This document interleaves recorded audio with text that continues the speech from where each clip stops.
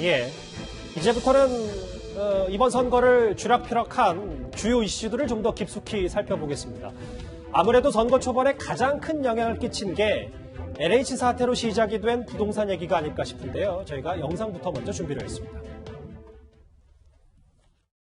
내부동 뭐하러 가셨습니까? 한시신 도시가 왜 떴습니까?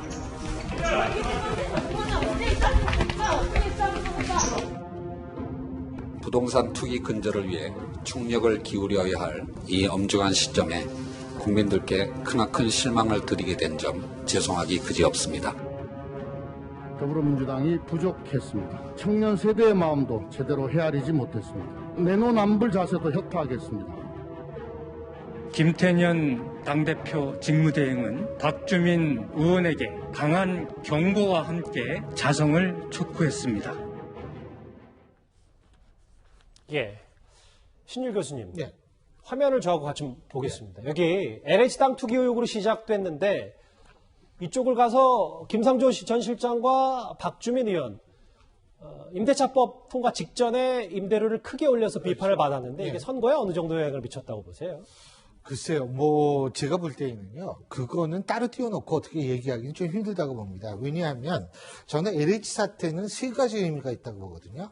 하나는 공정에 관한 문제. 또 하나는 검경 수사권 문제, 그리고 세 번째는 직접적인 부동산 문제 세 가지인데, 문제는 뭐냐면, 첫 번째, 제가 공정이라고 말씀드린 그 첫 번째 문제 같은 경우에는 사실은 굉장히 누적돼 왔다는 거죠. 그러니까 예를 들자면, 우리가 평창 올림픽 여자 아이스하키 남북 단일팀을 만들자고 정부가 주장할 때부터 시작을 해서, 예. 인국공 사태를 거치고, 조국 전 장관 사태를 거친 다음에 LH 문제까지 이건 계속 누적돼 온 거거든요. 그렇기 때문에 새로운 공정에 관한 문제 혹은 공정과 연관된 내로남불 문제가 나왔다 하더라도 제가 볼 때는 이것이 새롭게 더 좀 심화될 수는 있겠습니다만 그렇게 큰 영향이 없고 문제는 전 누적에 주목을 해야 된다는 거죠. 누적이요? 한두 번이 아니라 계속 공정 문제가 누적돼 왔다는 것. 그다음에 검경 수사권 문제라든지 부동산 문제라는 거는 사실 다른 부분보다도 이 현 여당이 이 부동산 특히 3법 같은 경우에는 단독으로 통과시키지 않았습니까? 이 단독으로 통과시킨 정책에 관한 문제가 결국은 가장 큰 문제로 지금 부각이 됐기 때문에 결국 책임도 자신들이 질 수밖에 없는, 어떻게 딴 존재에 대해서 책임을 넘길 수밖에 없는 상황이 됐기 때문에 예. 제가 생각할 때에는 두 분의 문제가 더 약간 심화는 시켰겠지만 그렇게 큰 영향은 없었고 하여간 계속 누적이 돼 왔다. 그렇기 때문에 역설적으로 국민들 마음속에 있는 어떤 공정에 대한 불신, 이런 것들은 참 그거를 좀 이게 상처를 어루만져 주기에는 시간이 좀 많이 걸리고 진심으로 노력을 해야 될 겁니다. 그러니까 신 교수님 말씀은 단순히 두 사람만 콕 집어서 하는 게 아니라 그렇죠. 다 쌓여왔던 부동산 그렇죠. 이슈들이기 때문에. 쌓여왔고 내로남불이고 쌓여왔던 공정에 관한 문제라는 거죠. 딱 LH만 터졌다고 딱 이 두 분 문제만 터졌다면 제가 볼 때는 그렇게 많이 오랫동안 기억에 남지는 않을 거예요. 근데 누적이 되는 거, 사회적 현상이라는 게 누적이 무서운데 누적이 됐기 때문에, 그리고 사실 트리거죠, 일종의 LH는. 방아쇠를 당겼다. 네, 방아쇠를 당긴 거죠. 그래서 저는 상당히 이 문제를 여권이 굉장히 심각하게 받아들여야 될 거라고 봅니다. 예. 이도원 의원님. 네. 이게 그래서 사실 선거 기간 내내 여당 지도부나 박영선 후보도 사실상 부동산의 정책 실패를 인정한 거 아니냐 이런 발언들을 많이 했는데, 그래서 지금 여당에서도 부동산 정책을 조금 고치겠다 이런 안들도 좀 내놨었잖아요. 뒤늦은 후회와 사과까지도 나오겠지만 사실은 그 사과와 후회의 진정성도 조금 의심되는 측면이 있고, 또 그 효과도 지금 담보하기가 굉장히 어려운 상황입니다. 왜냐하면은 부동산 문제는 처음부터 이번 선거의 가장 중요한 정책적 이슈였어요. 예. 그런데 여권이 이걸 잘 컨트롤하기보다는 오히려 그 문제를 더 키워버렸죠. 애당초에 이제 공급 부족이라는 문제, 그다음에 중과세 문제, 규제의 문제, 이런 게 굉장히 많아가지고 집값이 오르고 전세 월세 얻기가 굉장히 힘들어지니까 마지못해 민심이 들끓으니까 이사 대책을 내놨습니다만, 공급 대책을 내놨습니다만, 그때 이제 LH 사태가 터졌고, 내부 정보를 이용해서 투기를 하고 서민은 집 못 사는데 공무원들하고 공기업 직원들, 정치인들은 이렇게 그 정보를 사전에 빼서 투자해도 되는 거야? 하는 상황에서 또 김상조, 박주민 두 분 문제가 나왔기 때문에 걷잡을 수 없이 그 민심이 악화된 거고 이렇게 되니까 이제 당에서는 이제 새로운 대책을 내놓은 거죠. 그러면 재개발 재건축도 좀 허용을 해보겠다. 공시지가도 너무 높이지 않겠다. 세금 문제도 조금 완화해 보겠다.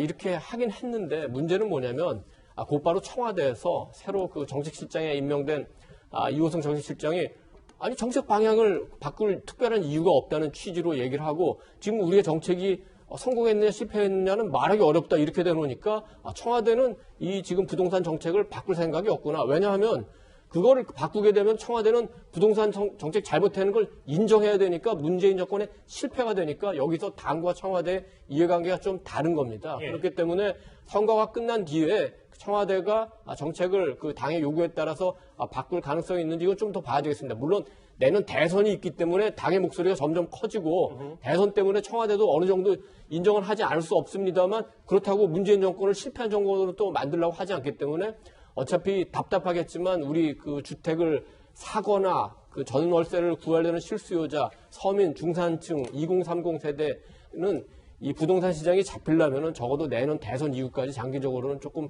기다리는 수밖에 없는 것 같습니다. 비슷한 질문을 이수근 변호사님께도 드릴게요. 지금 일선 현장에서 지금 공시지가에 대한 볼멘 목소리가 분명히 있는 것 같긴 해서 글쎄요, 여당이 선거에서 이기든 지든 투표, 그러니까 부동산 정책에 대해서 다소간의 수정은 불가피하다 이렇게 보십니까?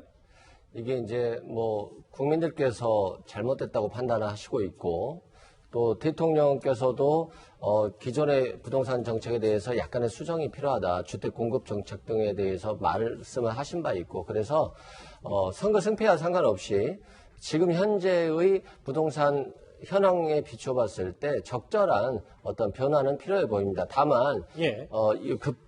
기존의 정책들에 대해서 급격하게 변하기는 어려울 것 같고요. 이 잘못된 시그널을 통해서 지금 겨우 부동산 공급 대책을 발표하면서 조금 안정화를 찾고 있는데 이게 다시 한번 또 부동산 가격이 상승하는 그런 또 잘못된 정책으로 비춰질 수 있기 때문에 주의는 좀 해야 될 것 같은데요. 다만 1주택자, 고령자, 은퇴자 를 위주로 한 어떤 세금 감면 대책이 좀 더 논의될 수 있을 것 같고요.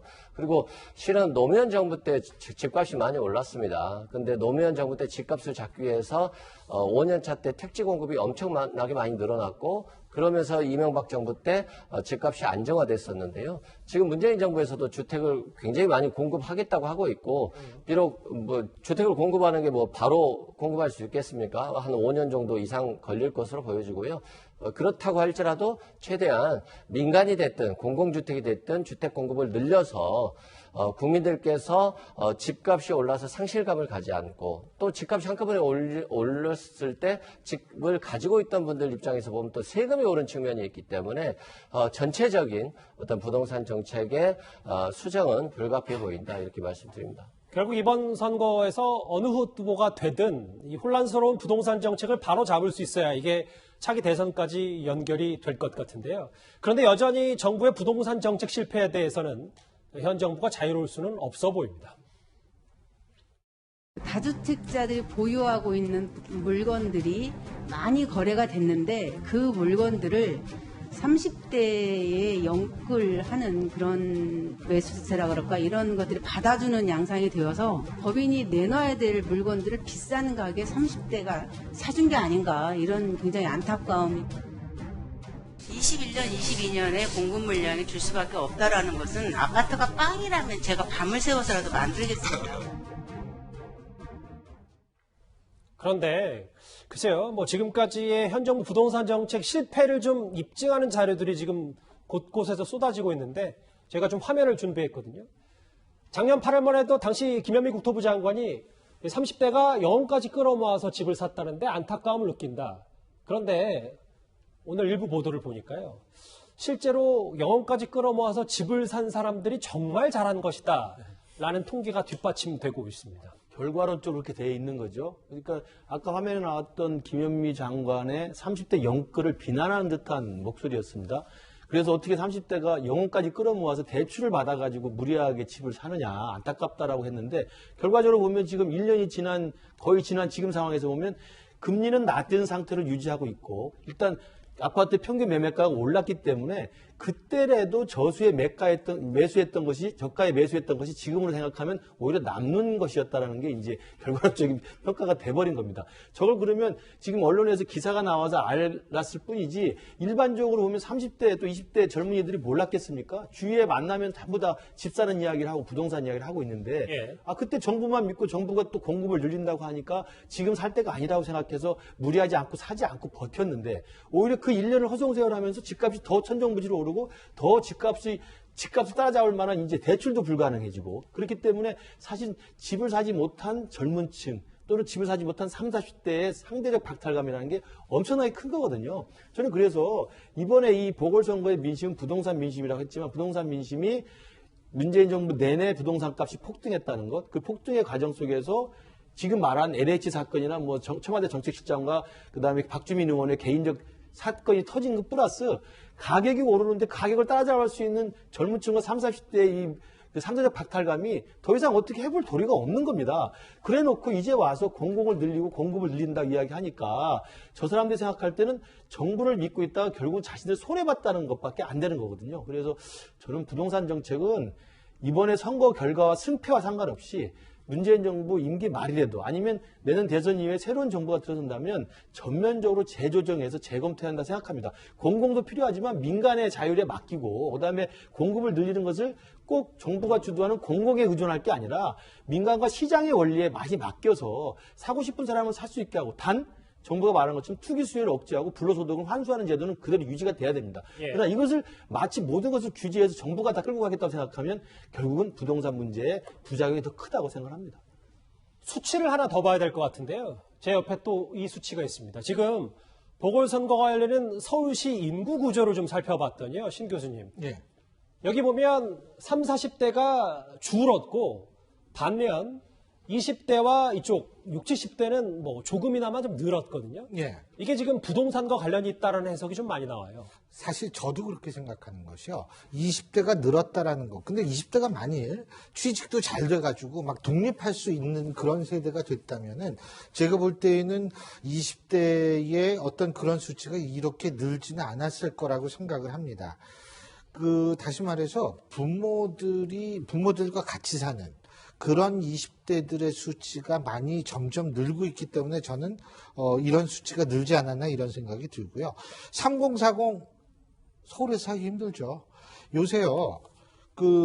솔직한 얘기로 옛날 이 현 정권 들어서기 전에 집 살 수 있는 돈으로 지금 전세 자꾸 찾을 수밖에 없는 거거든요. 그러니까 당연히 돈이 모자랄 수밖에 없고 서울에서 나갈 수밖에 없죠. 그러니까 3040은 당연히 줄 수밖에 없는 상황이 아닌가 이런 생각이 들어요. 그러니까 결론적으로 얘기를 한다면 20대들이 직업을 갖고 그래서 다른 도시로 이사 가고 뭐 이런 경우가 많아진다면은 좀 20대도 그럴 텐데 일단 이 청년 실업이 너무 심각하기 때문에 집에 있을 수밖에 없는 그래서 늘어날 수 있는 거고 3040은 전셋값 이거 돈이 너무 모자라가지고 서울 떠나는 거죠.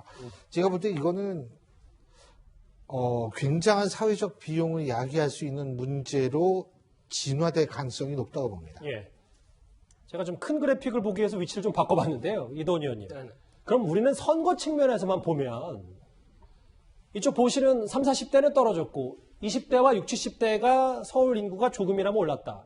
이게 정말 통상적으로 야당에는 유리한 겁니까? 물론 뭐 단언할 수는 없지만요. 그렇다고 봐야죠. 지금 최근까지의 선거를 비교하면은 그 야당 보수 세력에 유리한 세대는 67대하고 70대였습니다. 그리고 이번 선거를 통해서 20대도 그 여론조사 상으로는 굉장히 그 야당에 유리하게 수치가 나오기 때문에 20대, 60대, 70대가 늘었다는 거는 굉장히 그 야당으로서는 고무적인 일이고 이런 추세는 아무래도 지금 상당 기간 계속될 걸로 보여요. 20대가 0.3% 늘어난 건 왜 그러냐면은 매년 그 서울에 있는 대학으로 유입되는 지방 인구가 한 3만 명 정도는 됩니다. 대충 이제 1000만이 조금 안 되지만 0.3%는 한 3만 명 정도 되는데 그 수치를 반영한 거고 50대의 경우에 왜 변화가 없냐면은 50대는 대부분 이제 집이 있는 분들은 다 집을 이미 장만해서 살고 있는 세대들입니다. 그렇기 때문에 집값에 변동이 없어요. 그리고 60대, 70대는 고령화 때문에 60대, 70대에서 이제 돌아가시는 분은 굉장히 줄어들고 50대가 60대가 70대로 편입이 되기 때문에 이거 60대, 70대는 앞으로도 수명이 늘어나면서 계속 늘 수밖에 없습니다. 30대, 40대는 왜 줄어드느냐? 30대, 40대는 아직은 집을 다 미처 장만하지 못한 세대주들이 굉장히 많습니다. 이분들은 전월세, 월세로 많이 사는 비율이 높은데 아무래도 그 경제적으로 지금 집값을 감당하기 힘드니까 그러니까 서울과 가까운 이제 경기도나 인천으로 가는데 이게 왜 경제사회적으로 문제가 되냐면 경제사회적 변동은 늘 정치적 변동을 동반합니다. 예를 들어서 1907년의 러시아 혁명이나 1789년의 프랑스 혁명, 1774년의 미국 혁명이 다 경제사회가 정치를 변동한 요인이기 때문에 이런 인구 사회적인 구조만 보더라도 앞으로 정치에 어떤 변화가 있을 거다 이런 예측을 좀 할 수 있을 것 같습니다. 뉴스탑10 서두는 시작은 투표율로 시작했고 방금 보셨던 서울시 인구 구조와 부동산 이슈까지 저희가 핵심 연관 이슈 살펴봤는데요. 이 소식은 여기까지고요. 다음 주제 이제 뭔가 좀 정치권이 꿈틀거리는 이슈로 본격적으로 넘어가 보도록 하겠습니다.